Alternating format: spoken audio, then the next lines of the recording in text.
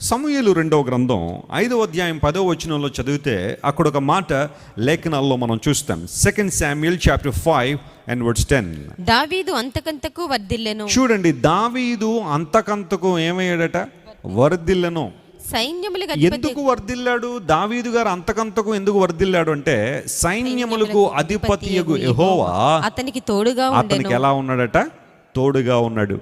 చూడండి, దేవుడు మనకు తోడుగా ఉంటే, ఆయన మనకు తోడుగా ఉన్నప్పుడు మనం అంతకంతకు ఏమవుతాం? వర్ధిల్లుతాం. దావీదు అంతకంతకు వర్ధిల్లెను. చాలా శ్రేష్టమైన మాట. అక్కడ మన పేరు పెట్టుకుంటే దేవునికి ఆలోచన, దేవుని యొక్క ప్రణాళిక కూడా మన పట్ల అదే. జాన్ వెస్లీ అంతకంతకు వర్ధిల్లాలి. ఇక్కడ ఉన్న వారందరూ, ఆన్లైన్లో ఈ మాటలు చూస్తున్న వారందరూ అక్కడ మీ పేరు పెట్టుకోండి, పర్వాలేదు, ఇబ్బంది లేదు. మనందరం కూడా అంతకంతకు వర్ధిల్లాలనేదే దేవుని యొక్క ఆలోచన. అలా వర్ధిల్లడానికి మనకు ఉపయోగపడేది ఏంటి అంటే, మనం చదువుకుంటున్న చదువో లేకపోతే మనకున్న భౌతిక సంబంధమైన వనరులు మాత్రం కాదు. కానీ లేఖనం సెలవిస్తూ ఉంది, సైన్యములకు అధిపతియగు యెహోవా దావీదుకి ఎలా ఉన్నాడట? తోడుగా ఉన్నాడు. ఎస్, దేవుని తోడు, ఆయన సన్నిధి, ఆయన ప్రసన్నత, ఆయన యొక్క మహిమ మనలను రోజు రోజు అభివృద్ధి పొందడానికి లేదా వర్ధిల్లడానికి ఉపకరిస్తుంది. నమ్మిన వారు దేవుని స్తోత్రం చెల్లిద్దాం. మొదట నీ స్థితి కొద్దిగా ఉన్నప్పటికీ కూడా నువ్వు ఆ తర్వాత మహాభివృద్ధి పొందాలనే దేవుడు కోరుతున్నాడు. నీ ప్రారంభం ఎలా ఉన్నదని ప్రశ్న కాదు, కానీ రాను రాను నీ జీవితం వర్ధిల్లుతూ ముందు కొనసాగుతుందా లేదా పతనం అయిపోతుందా ఆలోచన చేయాలి. దావీదు దేవుని యందు భయభక్తులు కలిగిన వ్యక్తి. యవన కాలం నుంచే భక్తి మార్గంలో నడిచినవాడు. దేవుణ్ణి ప్రేమిస్తూ ఆయన ఆరాధిస్తూ తన జీవితాన్ని దేవుని సేవలో ముందు కొనసాగిస్తున్నాడు. తండ్రి తీసుకెళ్ళి దావీదును గొర్రెల దగ్గర పెట్టేసినప్పటికీ కూడా దావీదు దేవుణ్ణి ఆరాధిస్తూ, ప్రభువా, ప్రజలు నన్ను చేదరించుకోవచ్చు, ప్రజలు నన్ను తిరస్కరించవచ్చు, ప్రజలు నన్ను గుర్తించలేకపోవచ్చు, ప్రజలు నాకు తగిన రెస్పెక్ట్ నాకు ఇవ్వలేకపోవచ్చు, కానీ I trust in you lord, నీ యందు నేను నమ్మిక ఉంచున్నాను, నీ వైపు నేను చూస్తున్నాను, నేను ఆరాధిస్తున్నానని దావీదు దేవుని యందు భయభక్తులు కలిగి ఉన్నాడు. కాబట్టే అంచెలంచెలుగా దేవుడు దావీదుని ఏం చేశాడు చెప్పండి? అభివృద్ధిలోకి తీసుకొచ్చాడు. దావీదు వర్ధిల్లాడు అని బైబిల్ సెలవిస్తాం. ఈ రాత్రి మాటలు వింటున్న నీవు వర్ధిల్లాలనేదే దేవునికి ఆలోచన. నేను వర్ధిల్లాలనే నా దేవుడు కోరుకుంటున్నాడు. నా పక్షంగా దేవునికి నా ప్రణాళిక అదే. మనలో ఏ ఒక్కరం కూడా పతనమైపోవాలని కానీ, మనలో ఏ ఒక్కరం కూడా చెడిపోవాలని కానీ, మనలో ఏ ఒక్కరం కూడా కీడును అనుభవిస్తూ దుఃఖ సహితంగా మన జీవితాలు గడపాలని దేవుడు ఆశించట్లేదు. మనందరం కూడా అన్ని విషయములలో వర్ధిల్లాలనే దేవునికి ఆలోచన, దేవుని కోరిక. యోహాన భక్తుడు అదే అంటాడు, గాయకు రాస్తూ, ప్రియుడాను ఆత్మలో వర్ధిల్లుచున్న ప్రకారము అన్ని విషయములలో వర్ధిల్చు సౌఖ్యంగా ఉండవాలని నీ కొరకు నేను ఏం చేస్తున్నాను? ప్రార్థిస్తున్నాను. This is one of my prayer points every day. నీ కొరకు నేను చేస్తున్న ప్రార్థన ఇదే. నువ్వు ఆత్మలో వర్ధిల్లుతున్నావు, ఆత్మలో వర్ధిల్లుచున్న ప్రకారము అన్ని విషయములలో కూడా ఏం చేయాలి? వర్ధిల్లాలి. అన్ని విషయాల్లో కూడా నువ్వు ఫ్లరిష్ అవ్వాలి, ప్రాస్పర్ అవ్వాలి అని దేవుడు కోరుతున్నాడు. ఈ రాత్రికాల సమయంలో దావీదు వలె మనం దేవుని ఆరాధించు వారంగా, దేవుని స్తుతించు వారంగా, దేవుని గణపరుచు వారంగా మనం ఉన్నప్పుడు మనం అంతకంతకు వర్ధిల్లుతాం. అయితే దాదాపు అదే కాలంలో దావీదు కన్నా ముందు ఇశ్రాయేలు రాజ్యాన్ని ఒక 40 సంవత్సరాలు పరిపాలన చేసిన సౌలు అనే వ్యక్తి గురించి బైబిల్ ఇచ్చిన సాక్ష్యాన్ని కూడా మనం చూద్దాం. ఈ సందర్భంలో ఆ సాక్ష్యాన్ని కూడా మనం చూడాలి. 2 Samuel chapter 3 and verse 1. సమూయేలు 2వ గ్రంథం 3వ అధ్యాయం 1వ వచనం మనం చదివితే అక్కడ సౌలును గురించి ఒక విషయం రాయబడింది. సౌలు కుటుంబీకులకును, చూడండి, సౌలు కుటుంబీకులకును, దావీదు కుటుంబస్తులకును చాలా కాలం యుద్ధం జరగగా చూడండి, దావీదు అంతకంతకు ప్రబలెను, సౌలు కుటుంబము అంతకంతకు ఏమైపోయిందట? నీరసించిపోయెను. నీరసిల్లెను అనే మాట ఇంగ్లీష్లో వీకర్ అనే మాట. Saul became weaker and weaker. ప్రతిరోజు కూడా తన కుటుంబం అంతా కూడా ఏమైపోయింది? నీరసిల్లిపోయింది. ఎందుకు? ఇద్దరు ఒకే కాలానికి చెందినవారు, దాదాపు ఒకే సమయంలో ప్రపంచంలో బ్రతికిన వారు. In fact they worship the same God. వారు ఒకే దేవుడిని ఆరాధన చేస్తున్నారు. ఇంకో మాటలో చెప్పాలంటే ఒకే ప్రవక్త వారి దగ్గర ఉన్నాడు. సమూయేలు ప్రవక్త ద్వారా ఇద్దరు కూడా ఒక మాటలో చెప్పాలంటే అభిషేకం చేయబడ్డారు. అలాంటి సందర్భంలో సౌలు ఎందుకు నీరసిల్లిపోయాడు, దావీదుకు ఎందుకు ప్రబలాడు అంటే వారి యొక్క మనస్తత్వాన్ని బట్టి, వారి స్వభావాన్ని బట్టే దేవుని ఆశీర్వాదాలు వారి మీద రావడమా లేదా దూరం కావడమా అనేది జరుగుతూ ఉంది. Though we are all worshipping the same God, మనందరం ఒకే దేవుణ్ణి ఆరాధన చేస్తున్నప్పటికీ ఎందుకు కొంతమంది ఆత్మలో వర్ధిల్లుతున్నారు, కొంతమంది ఎందుకు నిరసిల్లిపోతున్నారంటే వారి స్థితిగతులు, వారి స్వభావము దేవునికి విరోధంగా ఉండుటను బట్టి. సౌలు జీవితం ప్రారంభం చాలా బాగుంది. Beginning was so spectacular. Saul జీవితంలో ప్రారంభం చాలా గొప్పగా ఉంది. సౌలు ప్రవక్తల్లో ఉన్నాడా అనే సామెత కూడా పుట్టినట్టుగా సౌలు ప్రవచనం కూడా చెప్పిన సందర్భం బైబిల్లో మనం చూస్తాం. సౌలు ప్రవక్తల్లో ఉన్నాడా అనే సామెత కూడా ఉంది. భాగ్యవంతుడైనప్పటికీ, తన తండ్రి చాలా గొప్పవాడైనప్పటికీ కూడా సౌలు మొదట్లో తన తండ్రి చెప్పిన మాటకు లోబడి విధేయత చూపించాడు.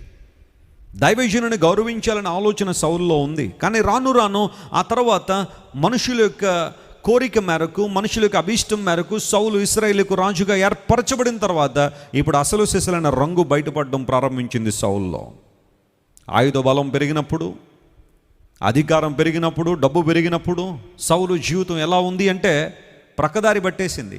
ఆఖరికి తనను నియమించిన దేవుణ్ణే కాదనే స్థితికి వచ్చేసాడు.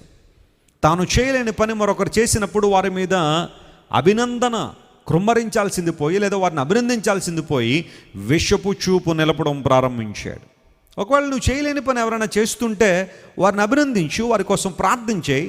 దేవా, ఇంకా వారు నీ కోసం బలంగా వాడబడినట్లుగా సహాయం చేయమని దేవుని సన్నిధిలో ప్రాధేయపడడం, ప్రార్థన చేయడం తప్పు కాదు. కానీ వారిని ఏదో విధంగా ఇబ్బంది పెట్టేసేయాలి, కనుమరుగు చేసేయాలి, వారిని ఏదో విధంగా సమాజంలో చెడ్డ వ్యక్తులుగా చిత్రీకరించేసేయాలని సౌలు లాంటి ప్రవర్తన కలిగిన వారు చాలామంది ఉన్నారు. సౌలు కుళ్ళుతోనో, మత్సరముతోనో, విషపు చూపుతోనో, భయంకరమైన అహంభావంతోనో నింపబడిన సౌలు రాను రాను అతడు మాత్రమే కాకుండా తన కుటుంబం కూడా ఏమైపోయిందట, నేరసిల్లిపోయిందని బైబిల్లో రాయబడి. పాపము మనిషిని కృంగదీస్తుంది, పాపము మనిషిని క్షీణతలోనికి నడిపిస్తుంది. చాలాసార్లు అనేకులు ఆధ్యాత్మికమైన క్షీణతను, శారీరక సంబంధమైన క్షీణతను అనుభవించడానికి ఇది ఒక కారణమేమో. ఏంటి అంటే దేవునికి ఇవ్వాల్సిన మహిమ దేవునికి ఇవ్వకుండా, ఆయన మాటకు లోబడకుండా అవిధేయత కలిగి బ్రతుకుతుంటే ఆధ్యాత్మికమైన క్షీణత మనుషులకు వచ్చేస్తూ ఉంది. సౌలు కుటుంబం నిరసిల్లిపోయిందంటే అర్థం ఏంటంటే వారి కుటుంబం అంతా కూడా పతనావస్థలకు వెళ్ళిపోయింది. ఆ తర్వాత కాలంలో యోనాతాను మినహాయిస్తే సౌలు తర్వాత కుటుంబస్తులు కానీ మరొకళ్ళు ఎవరు కానీ మంచి మార్గంలో నడిచినట్టుగా మనం చూడం. అందరి జీవితాల్లో కూడా ఒక విషాదకరణ పరిస్థితులు ఆ ప్రాంతంలో నెలకొల్లాయి. కారణం సౌలు విడిచిన ఒక చెడ్డ మాదిరి ఆ కుటుంబాన్ని ప్రక్కదారిలోనికి తీసుకెళ్ళిపోయింది. ఈ రాత్రి నీ భక్తిని నిలబెడుతుంది. నీ ఆధ్యాత్మికమైన స్థితిలో నువ్వు పటిష్టంగా ఉండాలంటే, దావీదులో నువ్వు ప్రబలాలి అంటే దేవుని హృదయానుసారంగా మనం జీవించగలిగితే మనం కూడా వర్ధిల్లుతాం. అలా కాని పక్షంలో సౌలు ఒక చక్కని పాఠాన్ని మనకు నేర్పిస్తున్నాడు. అదేంటో తెలుసా? దేవునికి అవిధేయంగా జీవించిన వాడు, దేవుని చిత్తానికి వ్యతిరేకంగా నడిచిన వాడు, దేవునికి దుఃఖాన్ని మిగిల్చిన వాడు ఆశీర్వదించబడినట్లుగా లేఖనాల్లో మనం చూడడం లేదు. ఈ రాత్రి ఆలోచించేయండి. దేవుడు అప్పగించిన బాధ్యతను నెరవేర్చకుండా సౌల్లో అవిధేయత కనబడుతూ ఉంది, డిజొబీడియన్స్. అమాలేకీయులను హతం చేయి సౌలా. ఇశ్రాయేలు ప్రజలు ఐగుప్తు నుంచి బయటకు వచ్చిన తర్వాత వాళ్లే మొట్టమొదటిగా ఇశ్రాయేలుని ఇబ్బంది పెట్టడానికి ప్రయత్నం చేశారు. అమాలేకీయులు అంటే టెర్రరిస్టులు అంటోళ్ళు అన్నమాట, ఉగ్రవాదులు. అందును బట్టి వారిని మొట్టుబెట్టాల్సిందే అని దేవుడు ఒక బాధ్యతను అప్పగిస్తే సౌలు పార్షియల్ ఒబీడియన్స్ చూపించాడు. పార్షియల్ ఒబీడియన్స్ అంటే సగం విధేయత చేశాడు. వెళ్ళలేదని కాదు, అమాలేకుల మీదకి వెళ్ళలేదని బైబిల్ చెప్పలేదు, అమాలేకుల్ని హతం చేయలేదని బైబిల్ చెప్పలేదు. కానీ దేవుడు చెప్పినట్టుగా చేయలే. మధ్యలో సొంత జ్ఞానాన్ని తీసుకొచ్చాడు, తన స్వాభిప్రాయాన్ని తీసుకొచ్చాడు. మధ్యలో తన సొంత తెలివిని మధ్యలో తీసుకొచ్చి దేవుడు చెప్పింది చెప్పినట్టు చేయకుండా తన సొంత తెలివిని ఉపయోగించి రకరకాల కార్యక్రమాలు చేయడం ప్రారంభించాడు. చాలాసార్లు మనం కూడా దేవుని మాటకు విధేయత చూపిస్తున్నాము అనుకుంటూనే మన సొంత అభిప్రాయాలకు ఎక్కువగా విలువనిస్తాం, మన సొంత ఆలోచనలు వాటిలో తీసుకొచ్చేస్తూ ఉంటాం. అంటే ఇప్పుడు దేవుడు మాటకు విధేయత చూపించినట్టు ఉండాలా, చూపించినట్టు కూడా ఉండాలా. ఇలా చాలామంది జీవించడం ద్వారా సౌలు కుటుంబం అంతకంతకు ఏమైపోయింది, నీరసిల్లిపోయింది. పాపము, అవిధేయత, ఆధ్యాత్మిక కృంగుదలను ఒక వ్యక్తిలో తీసుకొస్తూ ఉంది. కానీ దావీదు ప్రతిసారి దేవుని వైపు చూస్తూ తన కష్టాల్లో, తన ఇబ్బందుల్లో, ప్రతికూల వాతావరణం తన చుట్టూ ఉన్న, శత్రు సమూహం చెలరేగిపోతున్న, అనేక మంది తనను గురించి దురాలోచనలు పన్నుతూ ఉన్న, అనేక మంది దావీదును ఇబ్బంది పెట్టాలని ప్రయత్నం చేస్తున్నప్పటికీ కూడా దావీదు అంతకంతకు వర్ధిల్లడానికి కారణం ఏంటంటే దావీదు దేవుని వైపు చూడడం ప్రారంభించాడు. ఈ రాత్రి నీ జీవితంలో నిరసించిపోవాలని కోరుతున్నావా, లేదా అభివృద్ధి పొందాలని కోరుతున్నావా, వర్ధిల్లాలని కోరుతున్నావా? లేఖనాలు సెలవిస్తున్నాయి, దేవుని బిడ్డలు, దేవుని మీద ఆనుకున్నవారు అన్ని విషయాల్లో ఏమవుతారు చెప్పండి, వర్ధిల్లుతారు. That's what the Bible says here. Saul కుటుంబం అంతకంతకు నిరసిల్లిపోయింది. కారణం భక్తిహీనత, దుష్టత్వము, అవిధేయత కుటుంబంలో ఉంది. కానీ దావీదు కుటుంబం లేదా దావీదు అంతకంతకు వర్ధిల్లినట్లుగా లేఖనాల్లో మనం చూస్తున్నాం. ఈ రాత్రి నువ్వు వర్ధిల్లాలని కోరితే, నువ్వు ఆత్మలో అభివృద్ధి పొందాలని కోరితే, అన్ని విషయాల్లో నువ్వు అభివృద్ధి పొందాలని కోరితే నీ దృష్టి ఎల్లప్పుడూ దేవుని మీద ఉండాలి. ఆయన మాటకు లోబడే విధానం నీలో ఉన్నప్పుడు ఖచ్చితంగా దేవుడు నిన్ను ఏం చేస్తాడు, ఆయన వర్ధిల్లింపజేస్తాడని లేఖనాలు సెలవిస్తున్నాయి. అందును బట్టే నీతిమంతుల మార్గము అంతకంతకు ఏమవుతుందట, వర్ధిల్లుతూ ఉంది లేదా తేజరిల్లుతూ ఉంది అని లేఖనంలో రాయబడిన రీతిగా మనం కూడా మన మార్గమును తేజరిల్లింపజేసుకుంటూ ప్రకాశమానంగా మార్చుకుంటూ దేవుని కృపలో మనం వర్ధిల్లుదాం.